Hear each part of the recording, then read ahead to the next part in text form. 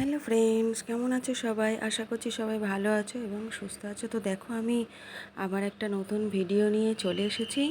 তো রান্নাঘরে এসেই সবার প্রথমে আমি ভাতের হাঁড়িটা বসিয়ে দিলাম। ভাত বসাবো, যেহেতু স্কুলে যাবে তো তাড়াতাড়ি রান্না করতে হবে, টিফিন করতে হবে।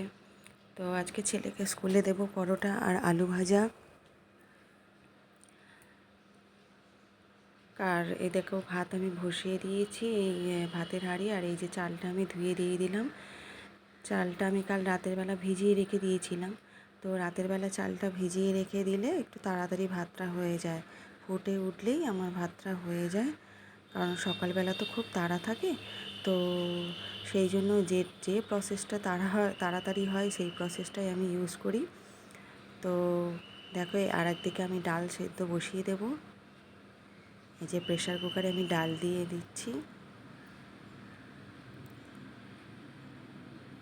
ডালটা আমি বসিয়ে দেবো, দিয়ে 3টে সিটি দিয়ে দেবো।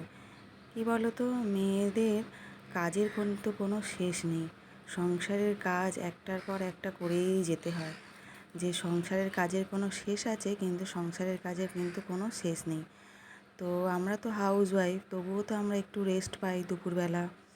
কিন্তু যারা সার্ভিস করে তাদের কিন্তু কাজ করে, সংসারের কাজ করে অফিসে চলে যেতে হয়, গিয়ে আবার অফিস থেকে এসে আবার তাদের কিন্তু কাজও করতে হয়। তারা কিন্তু কেউ বসে থাকে না।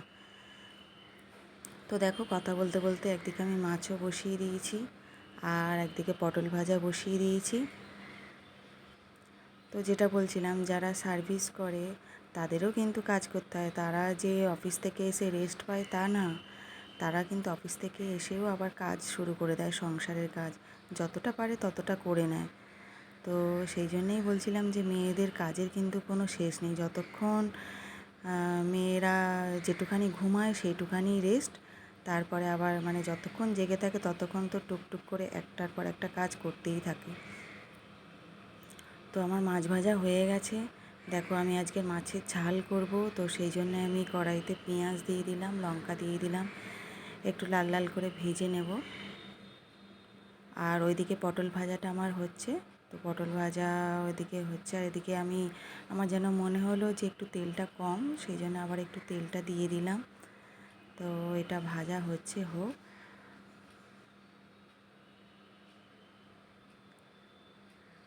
আর যেটা বলছিলাম যে মানে যদি অফিস যাওয়ার সময় বা ছেলে স্কুলে যাবে খেয়ে যাবে বা বর খেয়ে যাবে, তো সেক্ষেত্রে তো একদম সকালবেলা উঠেই তো আগে রান্নার তোড়জোড় শুরু করে দিতে হয়। পারলে রাতের বেলা তো সব গুছিয়ে রাখতে হয়। তো সকাল সকাল উঠেই তাদেরকে আগে রান্না করতে হয়। যেমন আমার ছেলে যে খেয়ে যাবে, তো সকালবেলা উঠেই আগে আমাকে রান্না করতে হয়। রাতের বেলা সব কেটে কুটে গুছিয়ে রাখতে হয়, চাল ভিজিয়ে রাখি, সবজি কেটে গুছিয়ে রাখি, সকালে উঠে কি রান্না করব। আর সকালে উঠেই রান্নাটা বসিয়ে দিই, কারণ কোনো দিন তাড়াতাড়ি ওঠা, কোনো দিন তো ঘুম ভাঙতেই চায় না, এমন হয় যেন ঘুমিয়েই থাকি। তো 2-1 দিন তো দেরি হয়েই যায়। যখন ঘুম থেকে উঠতে দেরি হয়ে যায় তখন কিন্তু খুব প্রবলেম হয়ে যায়। তো সেই জন্য আমি রাতের বেলা যতটা পারি গুছিয়ে রেখে দিই। তো দেখো, এইদিকে আমি আবার ওই যে পটল ভাজা নামিয়ে নিয়েছি, উচ্ছে আলু ভাজা বসিয়ে দিলাম। তো আজকের আমার রান্নার মেনু হচ্ছে ডাল, পটল ভাজা, উচ্ছে আলু ভাজা আর মাছের ঝাল। তবে আমাদের আজকের কী মাছ রান্না হচ্ছে জানো তো? আজকের আমাদের রান্না হচ্ছে পমফ্রেট মাছ, যেটা আমাদের খুব প্রিয়। আমার তো খুব ভালো লাগে, আমারও ভালো লাগে, আর আমার ছেলেরও ভালো লাগে। তো তোমাদের দাদা এবারের যে রবিবারের বাজার করে এনেছিল, তো সে পমফ্রেট মাছ এনেছিল। তো আজকের আমি সেই পমফ্রেট মাছটা রান্না করছি। দেখো, কড়াইয়ের মধ্যে সব মশলা আমি দিয়ে দিয়েছি, হলুদ, লঙ্কা, জিরে গুঁড়ো, ধনে গুঁড়ো আর একটু কাশ্মীরি লঙ্কা দিয়েছি। তো ভালো করে কষে নিয়ে এই যে আমি জল দিয়ে দিলাম। তো জলটা ফুটে গেছে, আমি এই যে মাছগুলোকে দিয়ে দিচ্ছি। তো এই যে আমি যে সকালবেলা যে রান্নাটা করে নিই, রান্না যে হয়ে গেলে যে আমি যে রেস্ট পাই না, আমার যে কাজ শেষ হয়ে যায় তা না। রান্না হয়ে যাওয়ার পরেও কিন্তু মেয়েদের অনেক কাজ থাকে সংসারে, যেগুলো করতে করতে অনেক সময় চলে যায়। সারাটা দিন লেগে গেলেও তবু কাজের আর শেষ হয় না। এই যে চলে যাওয়ার পর কত কাজ থাকে, বাসন ধোয়া, কাপড় কাচা, ঘর পরিষ্কার করা, কত কাজ থাকে। এই কাজগুলো করতে করতেই কত সময় চলে যায়। তো দেখো মাছের ঝাল আমার হয়ে গেছে। তো যেহেতু ছেলে আজকে টিফিনে নিয়ে যাবে পরোটা আর আলু ভাজা, তো একদিকে আমি আলু ভাজা বসিয়ে দিলাম। এই যে বসিয়ে দিলাম না, বসিয়ে দেবো। তো এই যে কড়াইতে আমি তেল দিয়ে এই যে আলুটা দিয়ে দিয়েছি। তো আগের দিন আমি রাতেই তো সব কেটে রাখি, সকালবেলা উঠে আর সবজি কাটার আমার ঝামেলাটা থাকে না। কারণ সবজি কাটতে গেলেই অনেক অসুবিধা হয়, কি রান্না করব না করব সেগুলো ভাবনা চিন্তা করতে করতেই কত সময় চলে যায়। তো সেই জন্যে আরও দেরি হয়ে যাবে বলে ওই জন্য আমি রাতের বেলা সব সকালে উঠে কি রান্না করব তো সেই বুঝে সবজিগুলো আমি কেটে ফ্রিজের মধ্যে ধুয়ে গুছিয়ে রেখে দিই। ঘুম থেকে উঠেই আগে ফ্রেশ হয়ে নিই, আগে সবজিগুলো বের করে নিই ফ্রিজ থেকে, মাছ বের করে নিই, নিয়ে তারপরে আমি রান্নাটা বসিয়ে দিই।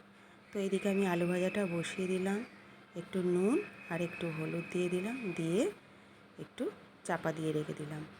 আর ওইদিকে এই যে উচ্ছে আলু ভাজাটা আমার মনে হচ্ছে হয়ে গেছে।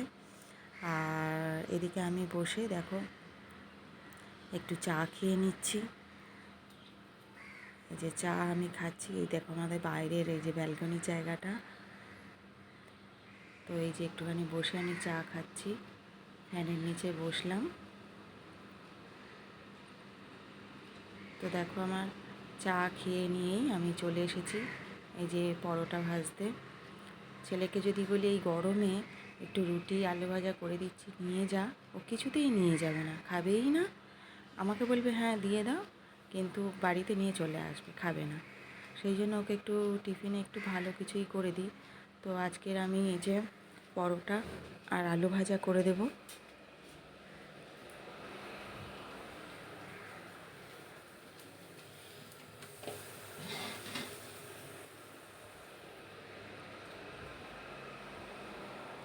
তো দেখো এই যে পরোটা আর আলু ভাজা যে ও নিয়ে যাবে একেবারে, আমি আর একটু দুটো বেশি করে নেবো যাতে আমারও টিফিনটা হয়ে যায়।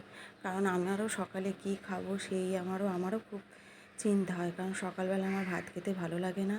আর তোমাদের দাদা তো ডালিয়া খেয়ে যায়, আর ডালিয়া আমার ভালো লাগে না। তো আমি কি করি বলো তো, ছেলেকে ওই যা টিফিন করে দিই, ওই টিফিনটা একটু বেশি করে নিই, ও টিফিনে নিয়ে চলে যায় আর আমিও একটু খেয়ে নিই। নাহলে ওই সকালবেলা চা খেয়ে তারপরে আর কী খাবো চিন্তায় ওই একেবারে ও টিফিনটাও নিয়ে চলে যায় আর আমিও খেয়ে নিই।